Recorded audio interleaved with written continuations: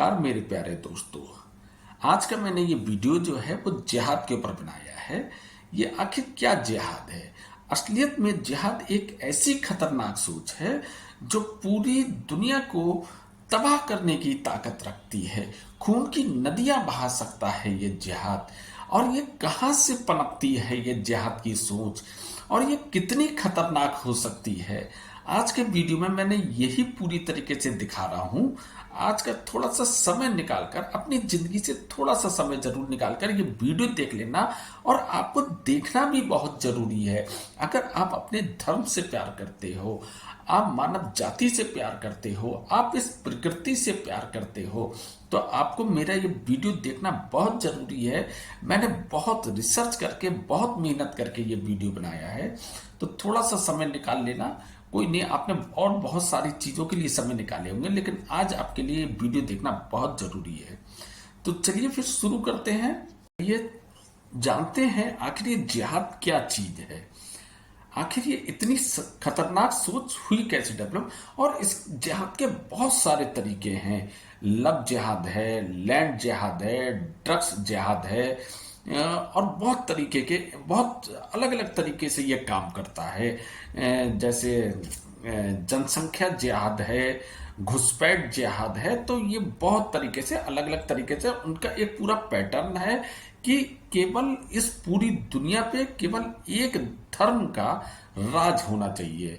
जो उनके धर्म का नहीं है उसे या तो अपने धर्म में शामिल कर लो या उसे खत्म कर दो। ये एक जिहाद है, ये एक सोच है। और ये इतनी खतरनाक सोच है जिसने पूरी मानव जाति को एक ऐसे मुहाने पर खड़ा कर दिया है, ज्वालामुखी पर खड़ा कर दिया है, जो जिस टाइम फटेगा ना तो पूरी दुनिया ही खत्म हो जाएगी। और ये जो जिहाद है ना, मैं इस जिहाद के बारे में पहले एक उदाहरण के तौर पर मैं इसको डिफाइन करता हूँ। गाजियाबाद में एक गर्ग परिवार था। जो गर्ग जी थे वो काफी संपन्न व्यक्ति थे। उनके पास करीब 100 करोड़ की संपत्ति थी। बस उनका कोई बेटा नहीं था, उनकी 4 बेटियां थी। उन्होंने चारों बेटियों में 25-25 करोड़ उनके नाम कर दिया। इस बात की जानकारी दिल्ली के एक चौहान बाड़ा के एक फराज नाम के व्यक्ति को लगती है, जो कि एक पढ़ा लिखा व्यक्ति, एमबीए करा हुआ था। और उसके जो पिता थे वो वकील थे, यानी पढ़ी लिखी फैमिली थी, लेकिन वो भी आज जिहाद में शामिल हो चुकी है। तो जब उसे पता लगता है तो वो एक लव जिहाद का पूरा षड्यंत्र रचता है। गर्ग साहब की जो एक लड़की थी, प्यार मोहब्बत के झांसे में उसे फंसा लेता है। और फंसाने के बाद वो क्या करता है, उसे ताकि वो उसके पूरी तरीके से कब्जे में आ जाए, वो उसे बियर बार की पार्टियों में ले जाना शुरू करता है। वो उसे हुक्का बार की पार्टियों में ले जाना शुरू कर देता है। वो उससे रीप पार्टी होती है उसमें ले जाना शुरू कर देता है। और लास्ट में वो उसे ड्रग्स का आदी बना देता है। जब वो लड़की ड्रग्स के आदी बन जाती है, तब उस फराज के पूरे कब्जे में हो चुकी थी। फिर वो उससे शादी करने को कहती है। जब वो शादी करने को कहती है तो वो सीधे सीधे उससे डिमांड करता है कि पहले तुम अपनी जो लैंड है, जो तुम्हारे नाम पर पूरी जमीन जायदाद है, मेरे नाम पर करो, या और उससे भी पहले तुम्हें धर्मांतरण करना पड़ेगा, तब मैं तुमसे शादी कर सकता हूं। जबकि जिस टाइम वो लव जिहाद कर रहा था या उसकी प्यार मोहब्बत चल रही थी, वो बहुत बार उससे कभी लाख रुपए, कभी 2 लाख रुपए उससे ले भी चुका था, तरह तरह की अपनी मजबूरियां बताकर। गर्ग साहब की लड़की उसके प्यार में इतनी पागल हो गई थी, उसने धर्मांतरण करवा लिया। उसने कुरान हदीस की जो आयतें हैं वो सीख ली, नमाज पढ़ना सीख ली। जब सीख ली उसके बाद एक दिन क्या था, गर्ग साहब जिनके घर में लहसुन प्याज भी नहीं खाया जाता था, एक दिन उन्हीं के घर में उन्होंने उन दोनों को नमाज पढ़ते हुए देखा। वो थोड़े बीमार व्यक्ति रहते थे। जब देखा तो उन्हें ब्रेन स्ट्रोक आ गया। वो सीधे आईसीयू में पहुंच गए। जब आईसीयू में पहुंच गए तो फराज ने उनके पास जाकर कहा, मैं आपकी लड़की से शादी कर रहा हूं। कोई चारा ही नहीं था गर्ग साहब के पास कुछ हाँ या ना करने का। और उसने उस लड़की से सीधे सीधे कहा कि मैं तुमसे अब शादी कर सकता हूं, लेकिन मेरी एक शर्त है कि पहले तुम अपनी जो लैंड है वो मेरे नाम पर कर दो। तो लड़की का ये कहना था कि पहले तुम शादी करो, उसके बाद मैं अपनी जमीन जायदाद तुम्हारे नाम कर दूंगी। और फिर उसने कहा कि अगर मेरी शादी तुमसे हो जाती है तो वो चाहे मेरे नाम हो कोई चीज या तुम्हारे नाम हो, इससे क्या फर्क पड़ता है, चीज तो दोनों की एक ही है। लेकिन उसने कही नहीं, मैं ऐसे नहीं करूंगा। लड़की को शक होने लगा कि कुछ गड़बड़ है। लेकिन उसने जो फराद नाम का व्यक्ति था उसने क्या करा, उसे और ज्यादा ड्रग्स का आदी बनाता चला गया। उस लड़की को आत्महत्या करने पर मजबूर होना पड़ा। तो यानी देखिए इसमें कितने तरीके के जिहाद शामिल थे। इसमें लव जिहाद शामिल था, इसमें ड्रग्स जिहाद शामिल था, इसमें लैंड जिहाद शामिल था, और इसमें जनसंख्या जिहाद शामिल था। यानी आप किसी भी जनसंख्या जिहाद कैसे है कि अपनी जनसंख्या बढ़ाओ और सामने वाले की जनसंख्या यानी दूसरे धर्म की जनसंख्या कम करो। तो मुझे हैरानी होती है। मैं इसमें एक बात और जोड़ना चाहूंगा।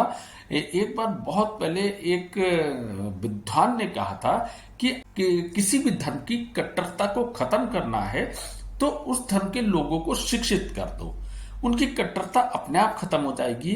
लेकिन उस विद्वान की ये बात आज के समय में असत्य साबित हो रही है, क्योंकि मैंने देखा है कि आजकल जितने ज्यादा ये जो दूसरे धर्म के जो जिहाद करने वाले लोग हैं, ये जितना ज्यादा पढ़ रहे हैं वो उतने ज्यादा हाईटेक हो जा रहे हैं, वो उतने और ज्यादा तरीके सोच लेते हैं, उतनी ज्यादा योजनाबद्ध तरीके से काम कर रहे हैं जिहाद से। तो भाई एक ये ऐसी सोच है पूरी दुनिया में जो पूरी दुनिया को तबाह कर देगी।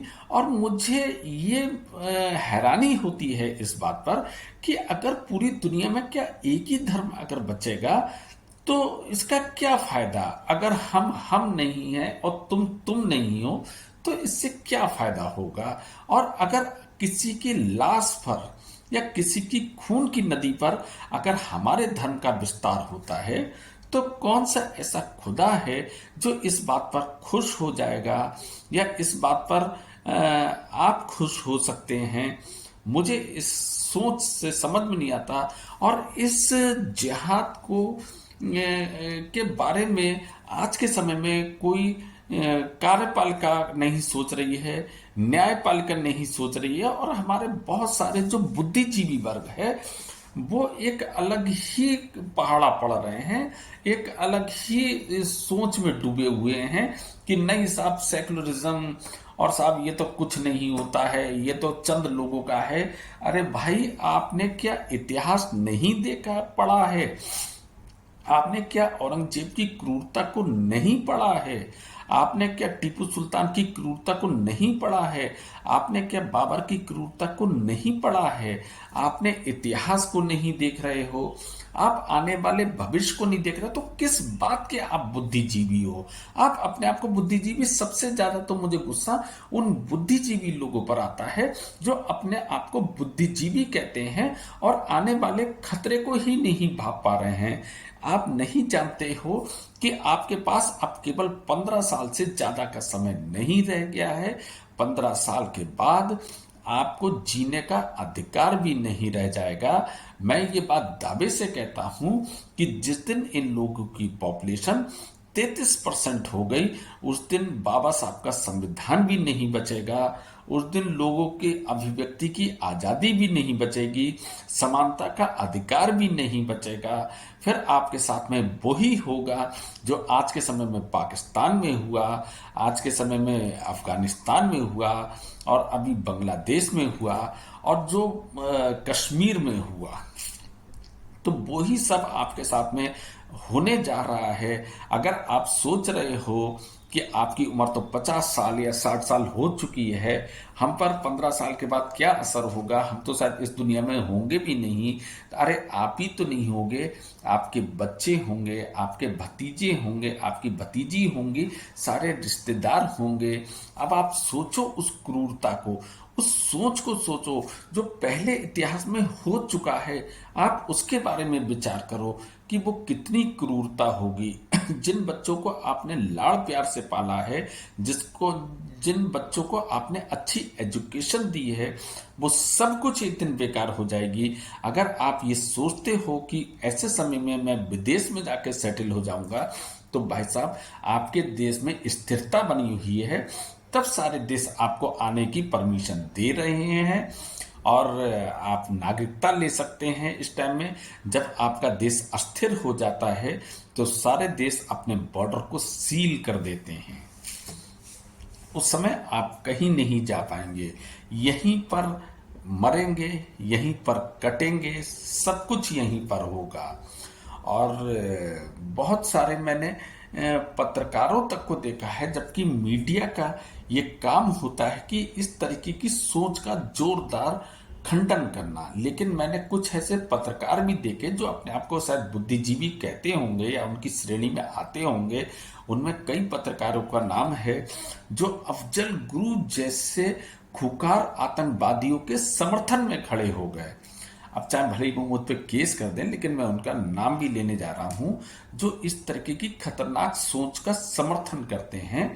उसमें सबसे पहले रवीश कुमार का नाम आता है, पिरसून वाजपेयी का नाम आता है, राजदीप सरदेसाई का नाम आता है, और एक अंजुम करके पत्रकार हैं उनका नाम आता है। और इस तरीके के बहुत सारे सैकड़ों पत्रकार हैं जो इस तरीके की सोच का समर्थन करते हैं या उस खतरे को आज के समय में नहीं देख पा रहे हैं।